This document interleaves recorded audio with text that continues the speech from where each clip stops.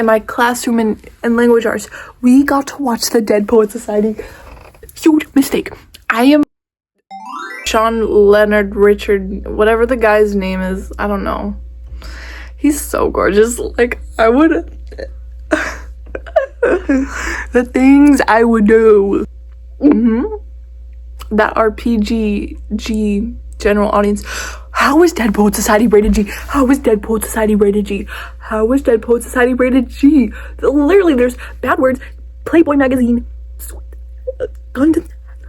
How is that rated general audience? So you could show that to a class full of preschoolers and not even need like the parent's signature. Baffles me. But I'd probably be the one to approve it, by the way. I've seen that movie 5 times. My dad loves it, so it definitely runs in the family. Oh my god. I'm the biggest Anna Perry shipper ever. Oh my god. The thoughts I have about them, I could write a whole entire fan fiction about it. Like Neil Perry and Todd Anderson kissing in 4K. We watched it in class. Okay. Sorry, I got a little bit excited. Watched it in class. For the first time in any of the movies we watched in class, we actually locked in. The whole entire class was silent. It was so beautiful and everyone cared about what was happening next. I could have never predicted that. I thought they would be laughing. But the whole class actually paid attention and locked in, and they liked the movie. And I was over there and I was just like, oh my god, I love this movie. And I'm like, oh my god, Neil Perry's so hot. I get the point, by the way, but like I feel things really thoroughly, but it's like if there's a cute being on my screen, I'm gonna be caring about the cute being on the screen.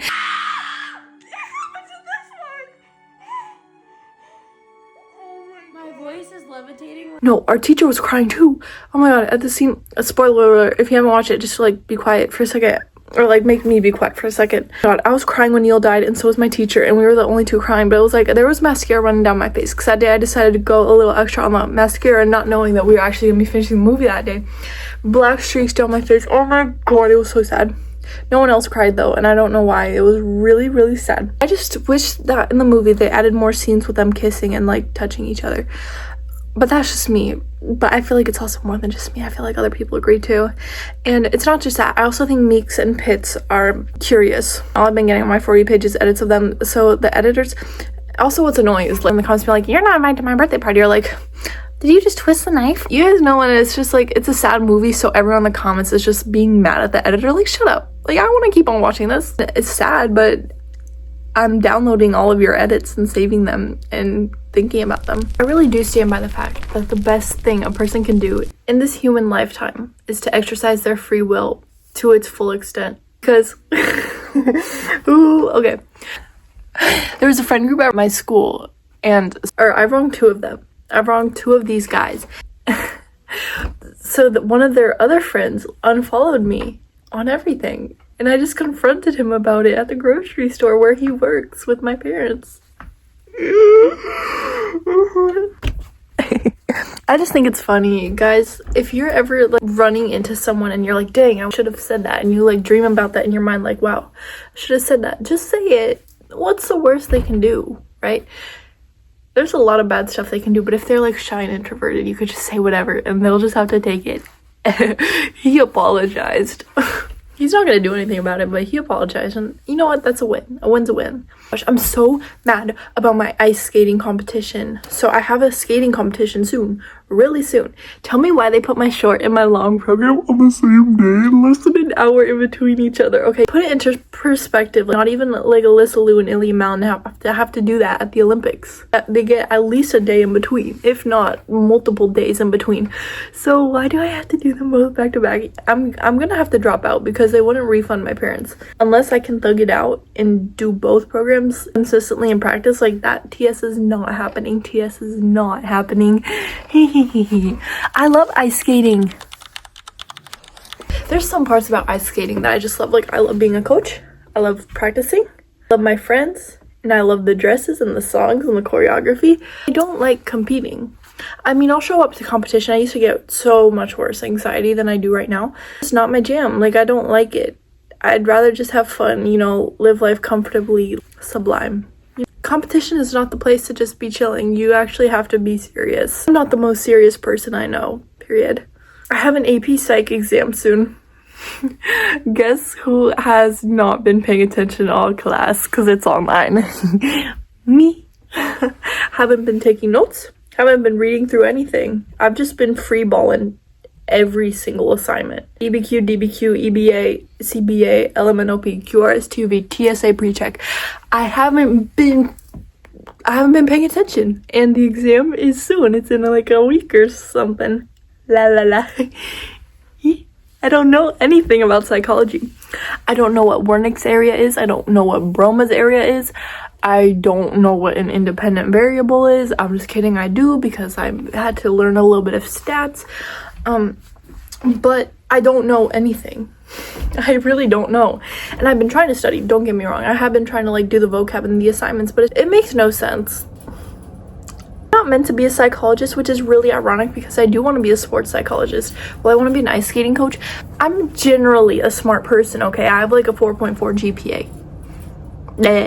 And I've been in like the gifted kids, like, you know, the special ed kind of like gifted kid classes. So like I know what I'm talking about. I'm smart mentally. But however, I'm going into a job that doesn't require smarts.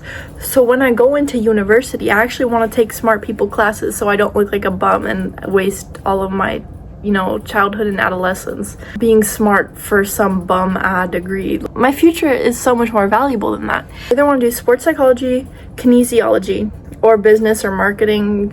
I want to be a really good coach, and I want to do on ice, I want to do off ice, and I want to send some kids to the Olympics, all right? Because if I'm not going to do it, which I just might represent Greece for the Olympics, by the way. You guys are definitely talking to a future Olympian.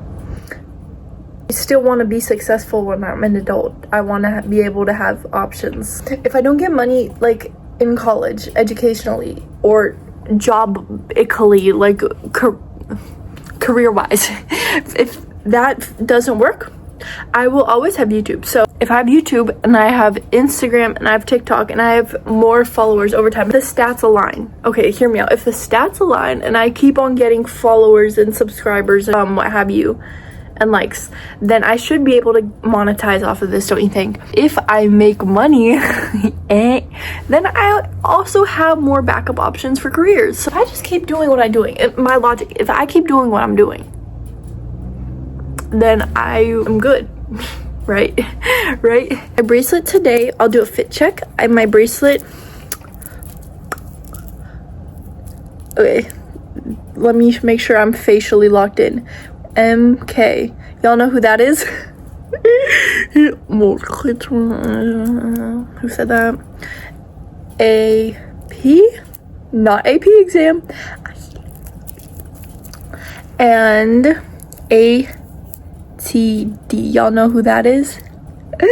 Alexandra Taylor Dauros. And you know, this is where I'm bound. This is where I'm bound. Hold on, where's my mother country? Just kidding, I'm not from here, but you know. Yeah, ooh, dang, look at that quality, guys.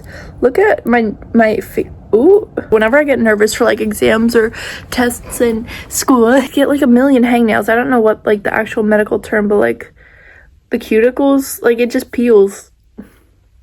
I swear to God, I don't pick them. I'd like try to get nail clippers to cut it because, oh my God, when I was a kid, I kept on getting staph infections like crazy. I don't know if any of you guys know what staph infections are, if it's just like, you know, a southern little hillbilly kind of thing. It would pick at my fingers like on purpose. Like I would just pick and then it would bleed it. And then when I grew older, I started to like put hand sanitizer on it because I'm like, I could actually die and get an infection because of this. And my mom tried scaring me because one of her friends' sons died in his 30s from like a staph infection. I'm like, I don't want to die from a staph infection. I have a really big fear of death, so I like really don't want to die. I'm trying to like do everything I can to not die. Anyways, when I was a kid and I was at elementary school, I got a staph infection on like behind my knees. Like, you know that like the, I don't know how you call it, but it's like literally the part behind your knees from sitting on the swing and like playing on the playground stuff. I got a staph infection from the elementary school germs. That's freaking disgusting, by the way. Clean your schools. Do better.